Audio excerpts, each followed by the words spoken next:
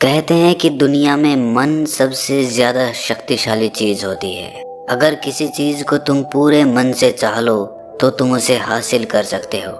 ये मैं नहीं कहता, ये सभी महापुरुषों का कहना है। लेकिन अगर ये सत्य है, ये सच है, तो जो हम अपने मन से चाहते हैं वो हमें हासिल क्यों नहीं होता है। भाई, कोई भी इंसान अपने मन में दुख तो नहीं चाहेगा, लेकिन वो रहता तो दुखी है। हर इंसान अपने मन से तो कामयाब होना चाहता है, खूब पैसा कमाना चाहता है, लेकिन फिर भी वो कामयाब नहीं होता। भला ऐसा दुनिया में कौन इंसान होगा जो अपने मन में ये चाहेगा कि मैं नाकामयाब रहूं या मैं पैसा ना कमाऊं। सोचने की बात है। तो इसमें दो चीज़ें निकल के सामने आती हैं। या तो वो महापुरुष गलत थे जिन्होंने ये बात बोली कि मन से चाही हुई चीज़ हासिल हो जाती है, या फिर हम गलत हैं। आज की कहानी जो मैं आपको सुनाने वाला हूँ उसमें आपको एक ऐसा मंत्र मिलेगा। उसे समझने के बाद आपको एक ऐसा मंत्र पता चलेगा जिससे आप ये समझ पाएंगे कि अपने मन से कोई भी चीज़ कैसे करवाई जाती है, मन में किसी भी बात का बीज कैसे बोया जाता है। ये इस कहानी से आपको अच्छी तरह से समझ में आ जाएगा, और इससे आप ये भी समझ पाएंगे कि आकर्षण का नियम, लॉ ऑफ अट्रैक्शन कैसे काम करता है। कहानी छोटी सी है लेकिन बहुत ही गहरी है। इससे पहले कि आप इस कहानी में खो जाएं, इस चैनल को सब्सक्राइब ज़रूर कर लें। तो चलिए कहानी शुरू करते हैं। एक बार की बात है, एक आदमी के जीवन में सिर्फ दुख ही दुख थे। वो जो भी काम करता उस बेचारे का वो काम पूरा ही नहीं होता। घर में आता तो घर में कलेश बना रहता, किसी से कोई मदद मांगता तो कोई उसकी मदद नहीं करता। ऐसा लगता था कि चारों ओर से दुखों का पहाड़ उसी पर टूट पड़ा है। उसे समझ नहीं आ रहा था कि मैं इन दुखों से पार कैसे पाऊँ। वो दिन रात यही सोचता रहता कि अपने दुखों से छुटकारा कैसे पाना है। इसी कारण से वो रात में सो भी नहीं पाता था। उसकी आंखों के नीचे बड़े बड़े काले घेरे बन गए थे, जो इस बात का प्रतीक थे कि वो आदमी कितना दुखी है और कितना चिंतित है। कभी कभी तो उसके मन में आत्महत्या करने के भी ख्याल आते थे, लेकिन अपने परिवार की चिंता करके वो ये कदम नहीं उठा पाता था। वो इतना दुखी हो गया कि उसने निर्णय किया कि वो इन दुखों से छुटकारा पा के रहेगा। इसके लिए चाहे उसे कितनी भी मेहनत करनी पड़े, कुछ भी करना पड़े, चाहे अंगारों पे चलना पड़े, लेकिन इन दुखों से छुटकारा हासिल करके रहेगा। ऐसे ही एक दिन उसने अपने मित्र से पूछा कि मैं अपने जीवन को कैसे सुधारूं। उसके मित्र ने उसे बताया कि तुम किसी बाबा के पास जाओ।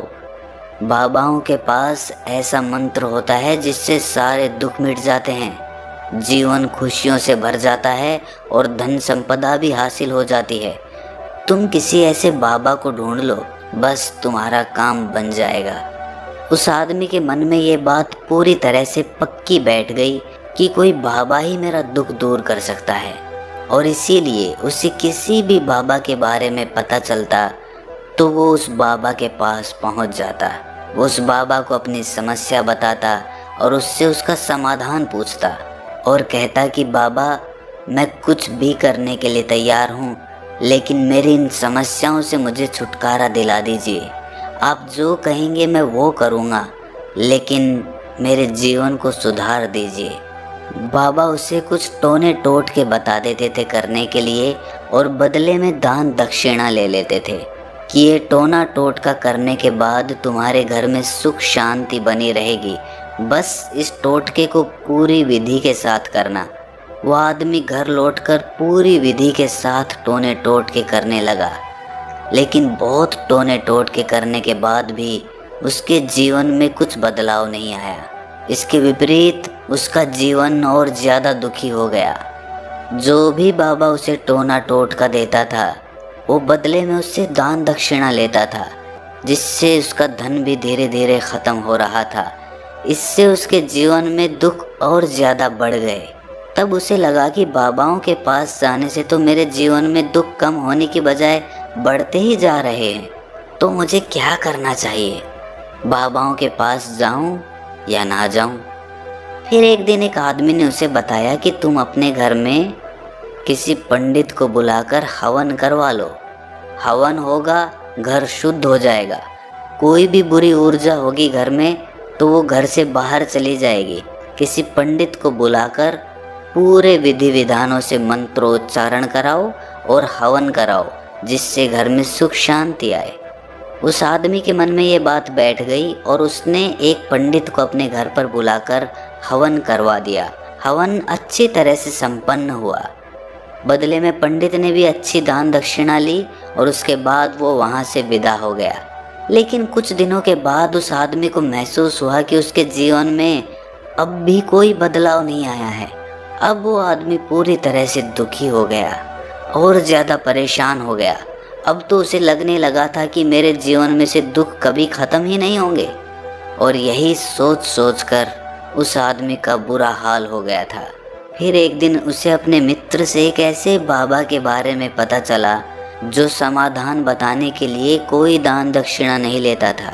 उस आदमी को लगा कि ये बाबा दूसरे बाबाओं की तरह नहीं हो सकता, क्योंकि ये दान दक्षिणा तो लेता ही नहीं, और अगर दान दक्षिणा नहीं लेता तो ये सच में कोई सिद्ध बाबा होगा। और यही सोचकर वो उस बाबा के पास पहुंच जाता है। जब वो आदमी वहाँ पर पहुँचता है तो वो बाबा ध्यान में बैठे हुए थे। ये देखकर वो आदमी वहीं पर चुपचाप बैठकर ध्यान से बाहर आने का उनका इंतज़ार करने लगा। थोड़ी देर बाद बाबा ने आंखें खोली तो सामने एक दुखी और परेशान युवक को बैठे देखा। वो उसकी आंखों के नीचे काले घेरे देखते ही समझ गया कि ये आदमी अपने जीवन से कितना परेशान है। उसे संबोधित करते हुए बाबा ने पूछा कि बच्चा, क्या चाहते हो? बाबा के पास क्या लेने आए हो? उस आदमी ने कहा कि बाबा, मैं अपने जीवन से बहुत परेशान हूँ। मैंने इन दुखों को दूर करने के लिए बहुत सारे रास्ते अपनाए, हर वो तरकीब करके देखी जो किसी बाबा ने मुझे बताई, हर वो काम किया जो किसी भी इंसान ने मुझसे करने को कहा, लेकिन मेरे जीवन में दुखों में कोई कमी नहीं आई। बाबा, इसके विपरीत मेरे जीवन में दुखों में बढ़ोतरी हो गई। मुझे समझ नहीं आ रहा है कि मैं क्या करूं। कभी कभी तो मैं आत्महत्या करने की सोचता हूँ, लेकिन अपने परिवार की सोचकर मैं ये कदम नहीं उठा पाता। मैंने आपके बारे में बहुत सुना है बाबा, और मैं बहुत उम्मीद के साथ आपके पास आया हूँ। कृपया करके मुझे कोई ऐसा मार्ग बताएं जिससे मुझे अपने दुखों से छुटकारा मिल जाए। मैं अपने दुखों से छुटकारा पाने के लिए कुछ भी करने को तैयार हूँ। आप मुझे कोई भी रास्ता बताएं, चाहे वो रास्ता कितना भी कठिन क्यों ना हो, मैं उसको पार करके रहूँगा। बाबा ने महसूस किया कि आदमी तो सच में बहुत परेशान है। बाबा ने उसकी बात सुनकर कहा कि बच्चा, दुखों को दूर करने के लिए मंत्र ऐसे ही नहीं मिलते। मंत्र पाने के लिए कुछ करना पड़ता है। तुम कुछ कर सकते हो? ये सुनकर पहले तो उस आदमी ने सोचा कि ये बाबा भी मुझसे दान दक्षिणा ही मांगेंगे, लेकिन और कोई रास्ता ना पाकर उस आदमी ने कहा कि बाबा, आपको जितनी भी दान दक्षिणा चाहिए मैं देने के लिए तैयार हूँ, लेकिन आपका मंत्र सच्चा होना चाहिए, वो पूरा होना चाहिए, उसका फल मुझे मिलना चाहिए। उसके बाद मैं आपको जो भी दान दक्षिणा लेना चाहते हो वो दे दूँगा। बाबा ने कहा कि दान दक्षिणा तो बहुत छोटी सी चीज़ है, मुझे वो नहीं चाहिए। इस पर वो आदमी सोच विचार करके बोला, तो बाबा, मैं अंगारों पे भी चलने के लिए तैयार हूँ, आप मुझे बस आज्ञा दीजिए।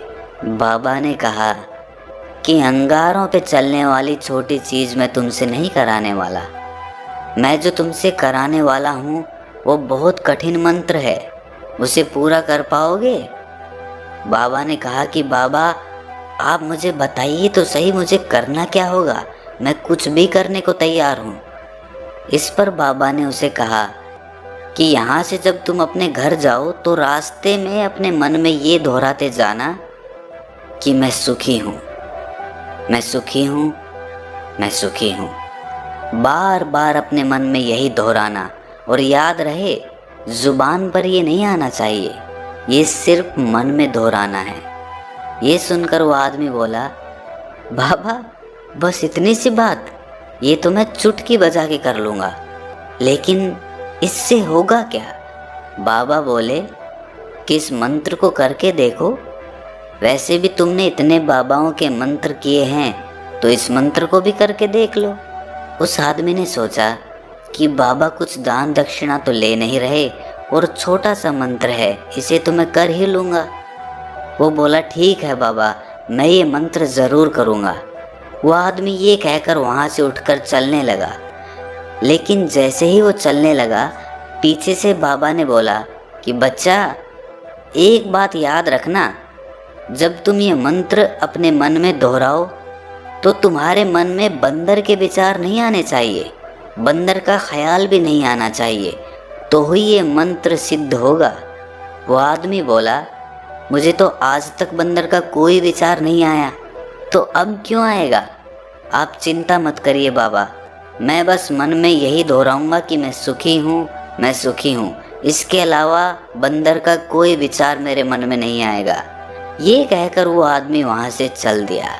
वो अपने मन में मैं सुखी हूँ, मैं सुखी हूँ ये दोहराता हुआ थोड़ी दूर ही चला था कि उसके मन में अचानक बंदर का ख्याल आ गया।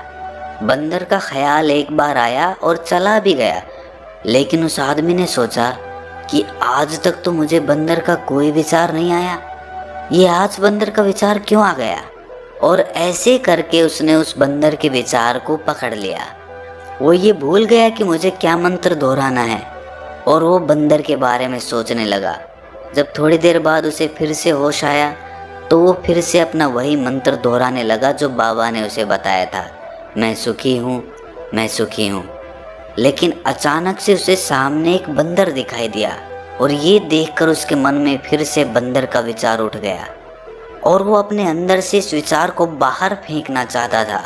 वो चाहता था कि मेरे अंदर किसी भी तरह बंदर का विचार ना आए, लेकिन उसे तो सामने बंदर ही दिखाई दे गया। ऐसे ही जद्दोजहद करते करते वो घर पे पहुंचा और घर पे पहुंचने के बाद अपनी पत्नी को कहा कि हे बंदरिया, मुझे खाने में बंदर परोस दो। और जब उसे एहसास हुआ कि उसने क्या बोल दिया तो वो अपने बाल नोचने लगा।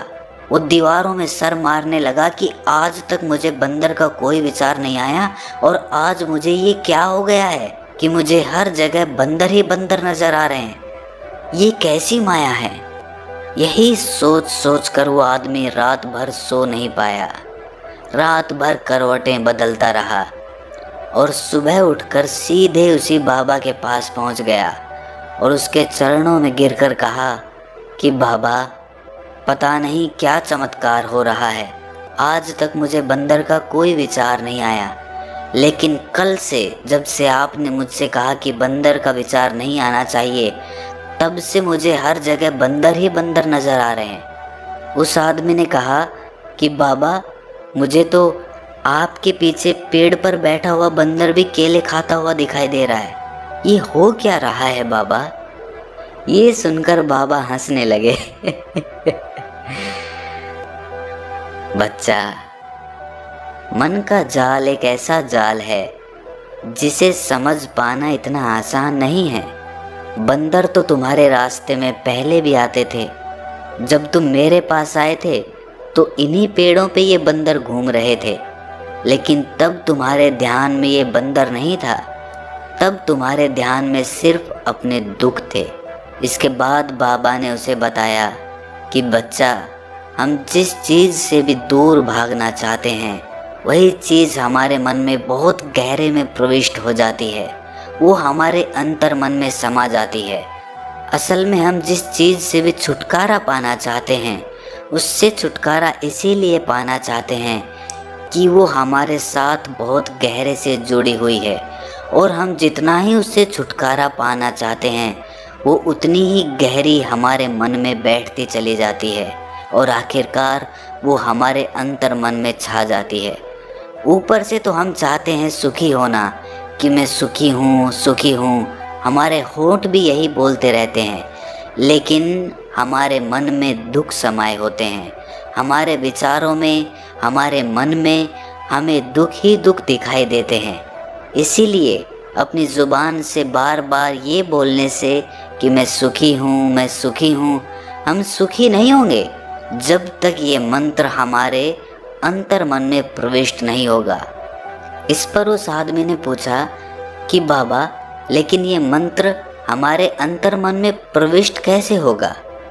ये सुनकर बाबा ने कहा कि बच्चा, अपने दुखों से लड़ना बंद कर दो। जब तक तुम अपने दुखों को दूर करने की सोचते रहोगे, तब तक वो दुख तुमसे चिपके रहेंगे, तब तक वो दुख तुम्हारे अंतर मन पर अपना राज जमाए बैठे रहेंगे। और जिस दिन तुम उन दुखों के बारे में सोचना ही छोड़ दोगे, उन दुखों से छुटकारा ही नहीं पाना चाहोगे, उसी दिन से तुम्हारी ज़िंदगी से दुख गायब हो जाएंगे।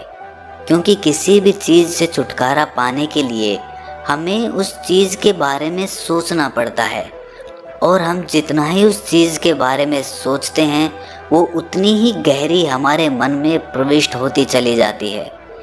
हम अधिकतर समय दुखों के बारे में ही सोचते हैं। हम यही सोचते हैं कि हमारे जीवन में दुख है और हमें इससे छुटकारा पाना है। इसी वजह से बार बार सोचने से वो दुख हमारे अंतर मन में प्रविष्ट हो जाते हैं और हमें एहसास भी नहीं होता। इसीलिए अगर तुम दुखों से छुटकारा पाना चाहते हो तो दुखों से छुटकारा पाने के बारे में सोचना छोड़ दो, तुम्हें दुखों से छुटकारा मिल जाएगा। अक्सर आदमी धूम्रपान छोड़ना चाहता है, शराब छोड़ना चाहता है, सुबह अपने आप से ये वादा करता है कि मैं कोई भी गलत काम नहीं करूँगा, लेकिन शाम को जब लौटता है तो नशे में चूर होकर लौटता है। ऐसा क्यों होता है कि जो हम सोच रहे हैं वो पूरा कर ही नहीं पा रहे हैं? असल में हम उस चीज़ को बहुत ज़्यादा तवज्जो दे रहे हैं, उस चीज़ को बहुत ज़्यादा अहमियत दे रहे हैं। जब भी हम उस चीज़ को छोड़ने के बारे में सोचते हैं तो हम उसकी इम्पोर्टेंस यानी कि विशेषता और ज़्यादा बढ़ा देते हैं। हमारा मन उस चीज़ के बारे में जितना ज़्यादा सोचेगा, शराब या धूम्रपान छोड़ने के बारे में जितना ज़्यादा सोचेगा, हमारा मन उतना ही उस चीज़ के पीछे ज़्यादा भागेगा। हमें उस चीज़ से लड़ना नहीं है, बल्कि बिना सोचे गुजर जाना है। और अगर इस मंत्र को हम समझ लेते हैं तो हम अपने जीवन में जो भी पाना चाहते हैं उसे अपने अंतर मन में डाल सकते हैं, और एक बार वो लक्ष्य हमारे अंतर मन में बैठ जाता है तो फिर सफलता पाने में कोई समस्या नहीं आती, कोई दिक्कत नहीं आती।